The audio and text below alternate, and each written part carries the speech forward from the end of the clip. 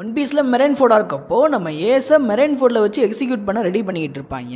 அந்த ஸ்பாட்ல 1,00,000 marines, 100கணக்கான vice admiral, 7 வார்லாட்ஸ், 3 admirals, ஒரு ஃபிளீட் அட்மிரல்னு ஏகப்பட்ட பேரை குமிச்சு வச்சிருப்பாங்க. இதெல்லாம் எதுக்குன்னு நினைக்கிறீங்க? இப்போ எக்ஸிக்யூஷன் பண்ண இருக்காங்களே ஏஸ், அந்த ஏஸ் ஒன் ஆஃப் தி ஸ்ட்ராங்கஸ்டான பைரட் குரூப்போட செகண்ட் டிவிஷன் கமாண்டர். ஸோ அந்த ஸ்ட்ராங்கஸ்டான பைரட் குரூப்போட கேப்டன் நம்ம ஏஸை ரெஸ்கியூ பண்ண வருவான்னு தெரிஞ்சு அந்த கேப்டனை தடுக்கிறதுக்காண்டி மட்டுமே இவ்வளோ பேரை மெரைன்ஃபோர்டில் குவிச்சு வச்சிருக்காங்க.